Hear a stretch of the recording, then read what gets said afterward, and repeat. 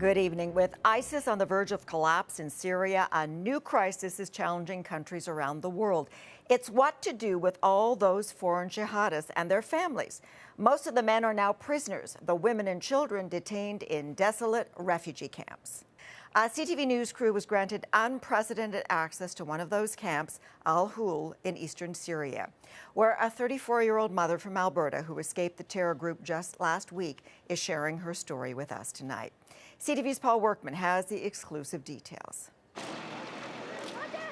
The Al-Hol camp is a sprawl of human suffering and displacement. Among the 40,000 refugees here, there is a separate, isolated section for the wives and families of ISIS fighters. How did I get here? It's a long story.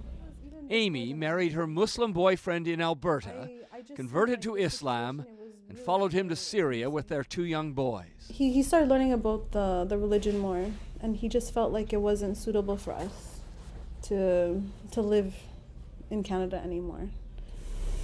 We have to be like obedient to your husband, so. And that's what you do. Where she eventually found herself cowering from the bombs and forced to run.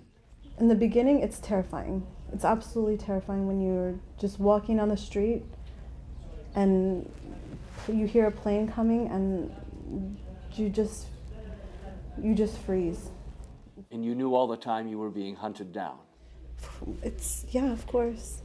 It was just constant moving along the way.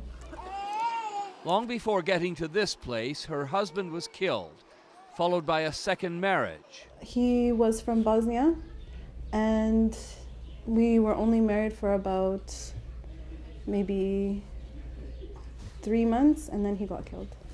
She is pregnant with his child. You didn't want to go home at that point?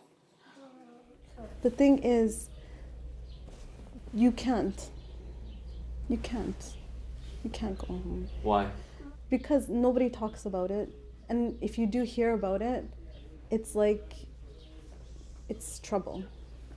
Their husbands are dead or in jail. The families are being kept here behind high fences and locked gates, detained and prevented from going home. But for what crime? I think I should be allowed to go home. I don't believe I did anything wrong. I didn't kill nobody. I didn't do any harm to anybody. I want to be with my family. I want my kids to go to school, get a proper education.